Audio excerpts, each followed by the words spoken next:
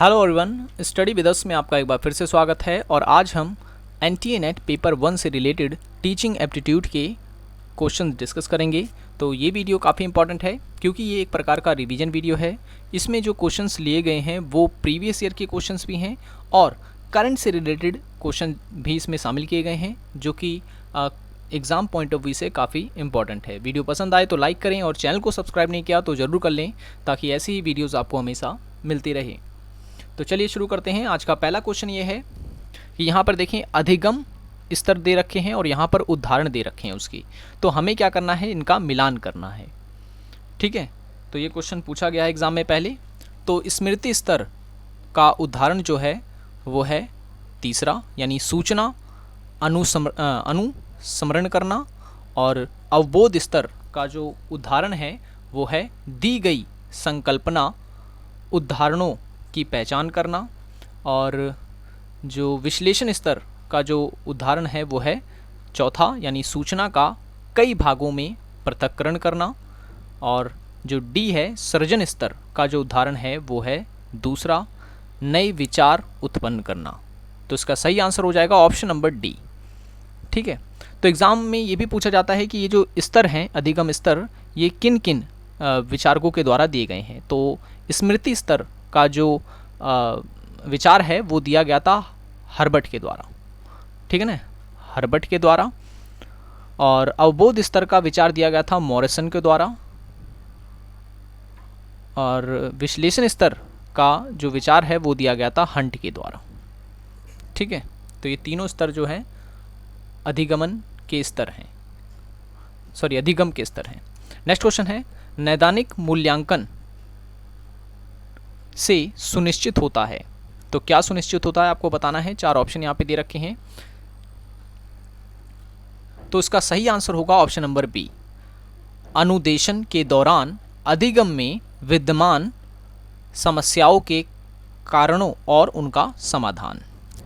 ठीक है, next question है निम्नलिखित में से कौन सा अनुदेशात्मक सॉफ्टवेयर का उदाहरण है। तो इसका सही आंसर है ऑप्शन नंबर सी, रेडियो वार्ता।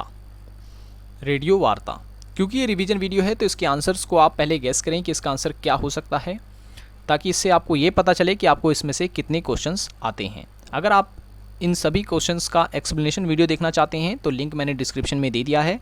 वहाँ पर आपको सभी टॉपिक पर जो है एक्सप्लेनेशन वीडियो मिल जाएगी, जहाँ पर आप अच्छे से किसी भी टॉपिक को समझ सकते हैं। नेक्स्ट क्वेश्चन है किसी शिक्षण सहायक सामग्री से पाठन, स्वर्ण और उच्चारण जैसे कौशल में अभिवृद्धि होती है। तो इसका सही आंसर है ऑप्शन नंबर ए, श्रव्य भाषिक शिक्षण सहायक सामग्री। ठीक है, श्रव्य भाषिक शिक्षण सहायक सामग्री। नेक्स्ट क्वेश्चन है, अब इसमें देखें ये कूट में दे रखे हैं इसके आंसर बताने हमें कि नीचे दी गई सूची में उन अनुदेशात्मक पक्षों की पहचान कीजिए जो कक्षा योजना की संरचना का अंश हैं। सूची के नीचे दिए गए विकल्प में से अपना उत्तर चुनिए। ठीक है, कक्षा की योजना का मतलब ये हो गया कि जब अध्यापक आता है कक्षा में तो वो क्या क्या कैसे कैसे करता है ताकि वो बच्चों को शिक्षित कर सके। ठीक है, तो कौन कौन से कार्य उसमें आते हैं आपको इसमें से चुन के बताने हैं। क्रियाकलाप की सूची दे रखी है इसमें से। तो विद्यार्थियों का ध्यान प्राप्त करना, ये सही होगा। विद्यार्थियों का पूर्वकालीन ज्ञान, ये नहीं होगा। अधिगमनकर्ता को उद्देश्यों के बारे में सूचित करना, ये सही है। और अधिगम की पूर्व अपेक्षितता के रूप में सूचित करना, ये भी सही है। ग्रंथालय में पाठन सामग्री की उपलब्धता की जांच करना, ये नहीं।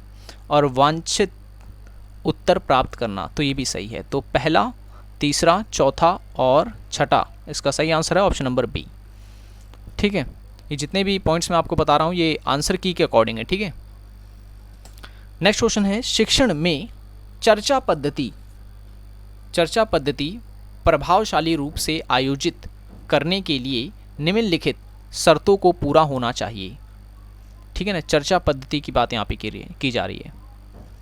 तो उसको आयोजित करने के लिए कौन कौन सी शर्तों का होना चाहिए। तो अगर आपने अच्छे से पढ़ रखा है चर्चा पद्धति को तो आप इसका आंसर जरूर दे देंगे।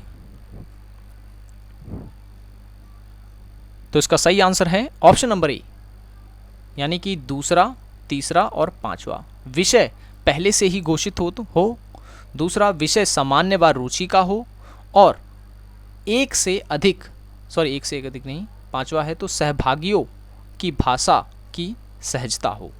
ठीक है ना, तो ये तीन जो हैं ये इसका करेक्ट आंसर है, यानी कि करेक्ट शर्तें हैं।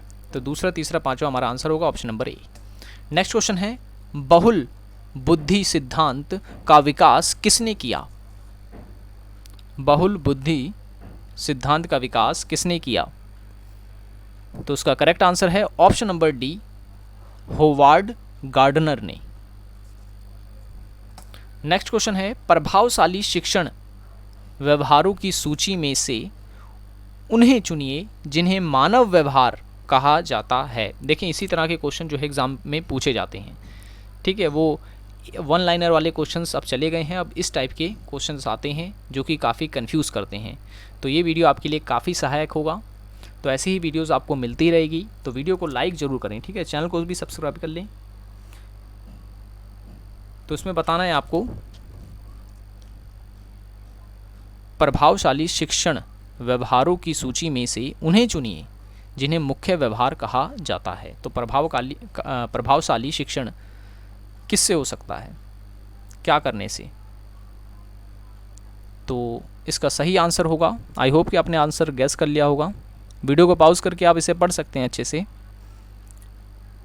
तो इसका सही आंसर है ऑप्शन नंबर ए, यानी कि पहला, सभी विद्यार्थियों को प्रत्यक्ष, श्रव्य और मौखिक प्रदायगी, और चौथा, प्रस्तुतिकरण के विविध तरीके, और पांचवा, कक्षा में कम से कम अस्त व्यस्त करते हुए दुर्व्यवहार को रोकना। ठीक है,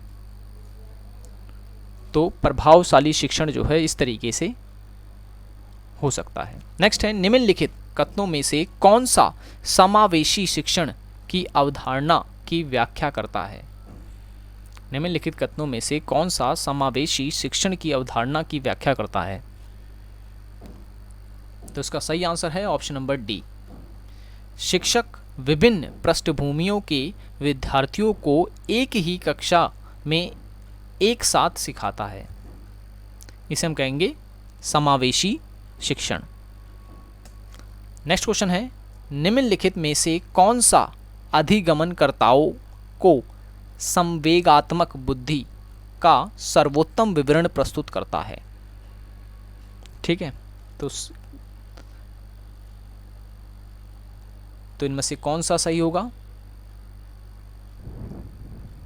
तो इसका सही आंसर है ऑप्शन नंबर ए, पहला, चौथा और छठा, यानी कि दूसरे लोगों को स्वयं अपने संवेग को समझना, और चौथा, स्थिति के अनुरूप अपने संवेगों का समायोजन करना, और छठा, अन्य लोगों को जैसे वे हैं वैसे ही स्वीकार करना। ठीक है, नेक्स्ट क्वेश्चन है, जिन पियाजे के संज्ञानात्मक विकास सिद्धांत के अनुसार किशोर विद्यार्थी विकास के किस चरण में होते हैं। किशोर विद्यार्थी जो हैं विकास के किस चरण में होते हैं। तो इसका सही आंसर है ऑप्शन नंबर डी, औपचारिक सक्रियात्मक चरण में। ठीक है, तो ये चीज़ आपको याद रखनी है कि ये जो संज्ञानात्मक विकास का सिद्धांत है वो दिया गया है जिन पियाजे के द्वारा। नेक्स्ट क्वेश्चन है, नीचे शिक्षण विधियां और उपागम दिए गए हैं, उनमें से कौन कौन से व्यष्टि सापेक्ष उपागम हैं। व्यष्टि सापेक्ष उपागम हैं। तो इसका सही आंसर है ऑप्शन नंबर बी, दूसरा, तीसरा और चौथा, यानी मॉड्यूलर उपागम, अभिक्रमित उपागम या अधिगम, और चौथा व्यष्टि सापेक्ष शिक्षण। तो बी हमारा इसका करेक्ट आंसर हो जाएगा। नेक्स्ट क्वेश्चन है, एक अध्यापक के रूप में आपके द्वारा तैयार किए गए परीक्षण के मामले में निम्नलिखित में से कौन सा कथन सही है? तो सही आंसर है ऑप्शन नंबर बी। यदि परीक्षण वैधता रखता है तो वह विश्वसनीय भी होगा। नेक्स्ट क्वेश्चन है, निम्नलिखित में से कौन सा कथन टीम शिक्षण की अवधारणा को सर्वोत्तम रूप से व्याख्यायित करता है?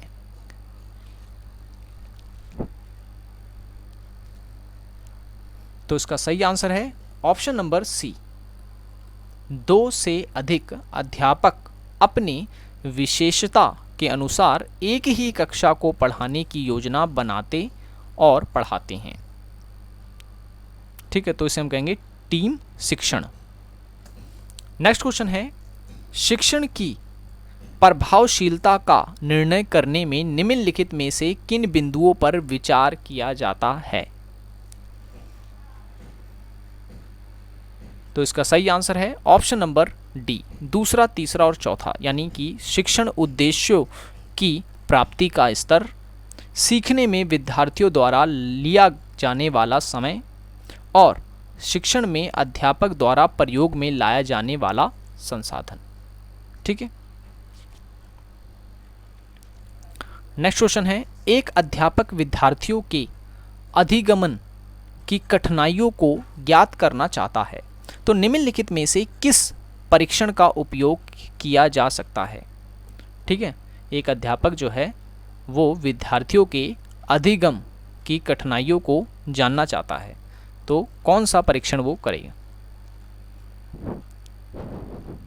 तो इसका सही आंसर है ऑप्शन नंबर डी, नैदानिक परीक्षण। नेक्स्ट क्वेश्चन है, अब इसमें देखें ये शिक्षण विधियां दे रखी हैं और ये दे रखे हैं विधि के महत्वपूर्ण पक्ष, हमें इसका मिलान करना है।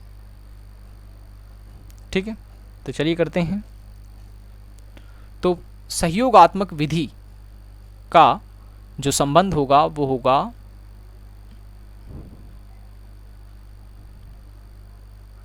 तीसरे से।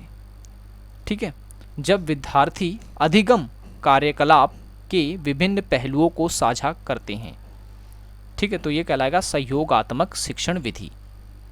ठीक है, और सहकारी विधि का संबंध होगा ऑप्शन नंबर 4 से, जब विद्यार्थीगण अधिगम में एक दूसरे की सहायता करते हैं। ठीक है, और सी का होगा दूसरा, जब विद्यार्थियों पर ज्ञान के सृजन के रूप में जोर दिया जाता है तो उसे हम कहते हैं शिक्षण की रचनात्मक विधि।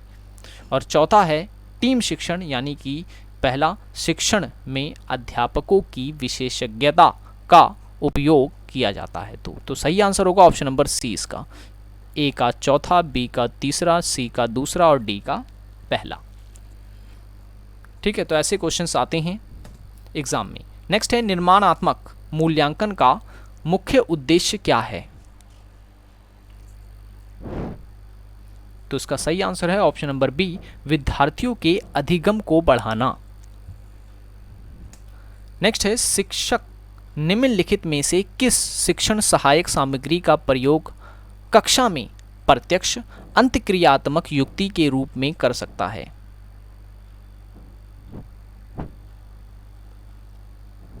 तो इसका सही आंसर है ऑप्शन नंबर बी, दूसरे यानी कि स्काइप, तीसरे यानी कि ऑनलाइन चैट और चौथा है टेली कॉन्फ्रेंसिंग। ठीक है, तो इसके द्वारा जो है वो शिक्षण सहायक सामग्री का प्रयोग जो है वो कर सकता है शिक्षा में। नेक्स्ट है, विद्यार्थी केंद्रित कक्षा का प्रयोजन है। सही आंसर है ऑप्शन नंबर ए, व्यक्तिगत भिन्नता से निपटने के लिए। ठीक है, नेक्स्ट है प्रभावी उत्पादक। ठीक है, प्रभावी उत्पादक शिक्षण अधिगम प्रणाली के आयोजन के लिए निम्नलिखित में से कौन से संयोजन सर्वाधिक उपयुक्त सरोकार प्रतिबिंबित करेंगे? अपने उत्तर को इंगित करने के लिए कूट का चयन कीजिए। देखिए, हिंदी मीडियम वालों के लिए सबसे बड़ी दिक्कत ये होती है कि क्वेश्चन में बहुत ही कठोर हिंदी जो है पूछी जाती है, ठीक है, जबकि इंग्लिश में ये चीज़ बहुत ही ईजी लिखी होती है। तो क्वेश्चंस को समझना और शब्दों का ज्ञान होना बहुत ज़रूरी है अगर आप इस तरह के क्वेश्चंस का सामना कर रहे हैं तो इसका सही आंसर होगा ऑप्शन नंबर बी, यानी कि पहला, दूसरा, चौथा और छठा। यह निर्धारित करना कि क्या निर्दिष्ट अधिगम होगा। दूसरा, यह निर्धारित करना कि किस रणनीतियों और युक्तियों का उपयोग किया जाएगा। और उपयोग किए जाने वाले मूल्यांकन साधनों को निर्धारित करना। और अधिगमकर्ता के पूर्व अकादमिक अनुभव का मूल्यांकन करना। ठीक है, नेक्स्ट क्वेश्चन है, प्रत्यक्ष अधिगम को प्रोत्साहन देने के लिए निम्नलिखित में से कौन सी विधि सर्वाधिक उपयुक्त होगी। तो इसका सही आंसर है ऑप्शन नंबर बी, परियोजना विधि। परियोजना विधि। नेक्स्ट है, अधिगमकर्ता की विशेषताओं की निम्नलिखित सूची में से उनकी पहचान कीजिए जो शिक्षण की प्रभाव उत्पादकता को सुनिश्चित करने में सहायक होगी। दिए गए कूट में से अपना उत्तर चुनिए। तो इसका करेक्ट आंसर होगा ऑप्शन नंबर डी, दूसरा, पांचवा और छठा, यानी कि अधिगमकर्ता की प्रेरणा का स्तर और अधिगमकर्ता का पूर्व अनुभव और अधिगमकर्ताओं के अंतर्व्यक्तिगत संबंध। ठीक है, ओके। नेक्स्ट है, दी गई सूची में से कौन सी प्रविधियां निर्माणात्मक मूल्यांकन का रूप ग्रहण करेंगी। अपने जो उत्तर है वो कूट का चयन करके दीजिए। ठीक है, निर्माणात्मक मूल्यांकन। तो इसका सही आंसर होगा ऑप्शन नंबर ए, पहला, चौथा और पांचवा, यानी कि परीक्षा सत्र का आयोजन करना, चर्चाओं के दौरान सुधारात्मक प्रतिपुष्टि प्रदान करना यानी फीडबैक प्रदान करना, और परासंज्ञानात्मक चिंतन के लिए अवसर का संवर्धन।